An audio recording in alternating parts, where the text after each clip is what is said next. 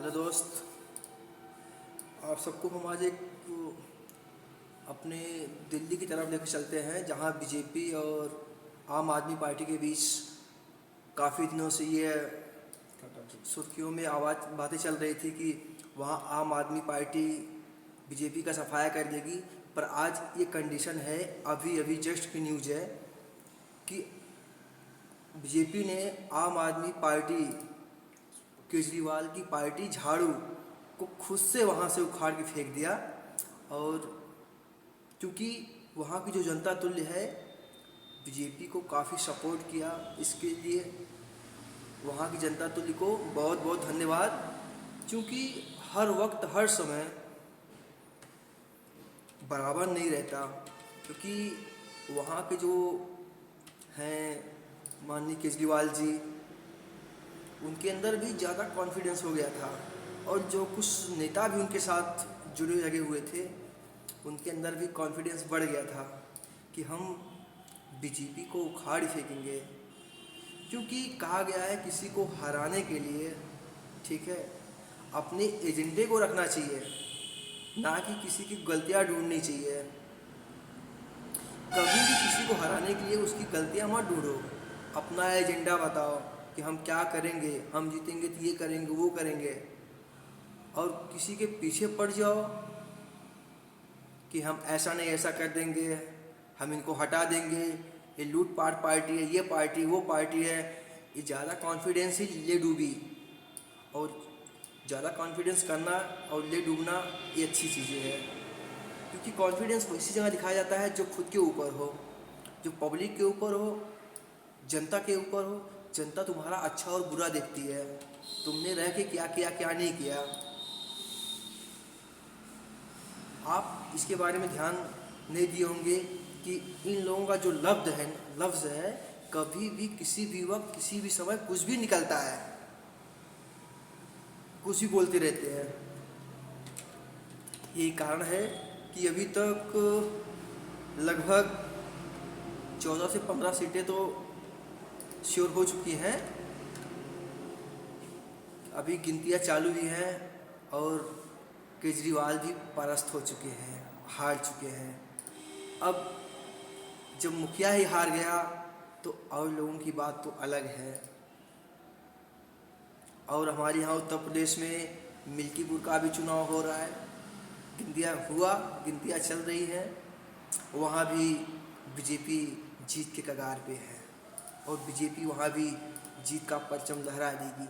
क्योंकि over confidence इस कारण हुआ क्योंकि एक ही घर में लोग कहते हैं, जो वहाँ के जनता लोग कहते हैं कि क्या एक ही घर में सांसद विधायक दोनों हो सकते हैं क्या? अरे उस समाज का और जातियों का, उसी कुल का और कोई भी तो रहा होगा, हम टिकट उसको दे सकते हैं। जब परिवारवाद पार्टी है तो परिवारवाद में ही टिकट दी, चलो वो नहीं कोई और जीता। तो यही सब कारण है कि लोग चाहते क्या हैं, इनको यही नहीं पता। अब हम तो अज्ञानी नहीं है, हम तो अज्ञान है, हाँ, लेकिन फिर भी बता रहे हैं कि लोगों को सही तिल चलाना आता ही नहीं कि कैसे राजनीति की जाती है। और बीजेपी उसी का भरपूर फायदा हमेशा उठाती है और उठाती रहेगी, और कुछ अपने कामों में भी माहिर है। क्योंकि अब बीजेपी के फैन नहीं बचे हैं, सिर्फ फैन बचे हैं तो योगी आदित्यनाथ के। दोस्त, जहाँ तक हमारा सोचना है, सही हो या गलत हो सोचना हमारा, लेकिन दिल्ली में सफाया इस तरह से हुआ आम आदमी पार्टी का, कोई एक पढ़ा लिखा केजरीवाल मतलब एक पढ़ा लिखा, एक ज्ञाता व्यक्ति जो राजनीति का अच्छे खासे ज्ञातों में गिनती होती थी कि उन काफ़ी अनुभवी और भारत की राजधानी दिल्ली के सीएम पद पे स्थापित थे वो।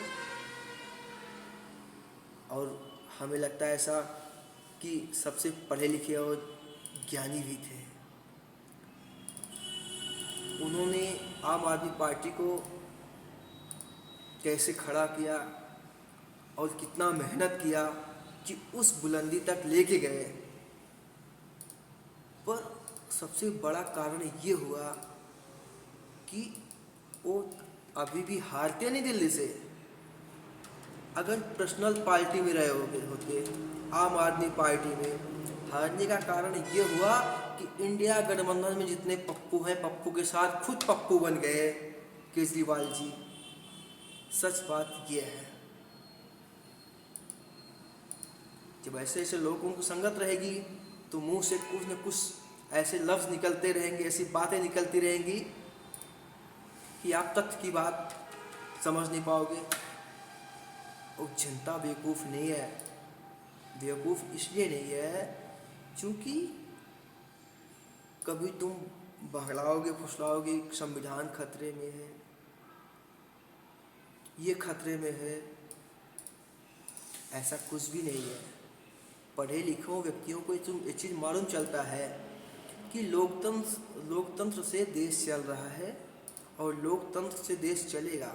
संविधान ना कभी खतरे में था, ना है, ना होगा, क्योंकि सर्वोच्च न्यायालय है और लोकतंत्र है। तुम अपना तावा पे रोटी सेकने के लिए अनभिज्ञ लोगों को कि ऐसा है खतरे में है, ये सब जब जनता जागरूक नहीं थी तब तो ये चीज़ें लागू होती थी, ये चीज़ें काम करती थी। पर आज ये चीज़ें लागू नहीं है। तो इसलिए ऐसा एजेंडा बनाओ, ऐसी राजनीति करो कि भरपूर ढंग से जनता के हित में रहे। तो आज हमें ये लगता है कि आम आदमी पार्टी पूरी तरह से परास्त हो जाएगी और भारतीय जनता पार्टी का दिल्ली में झंडा फहर जाएगा, कमल खिल जाएगा। दोस्तों, अब आगे की न्यूज़ हम आपको अगले वीडियो में देंगे।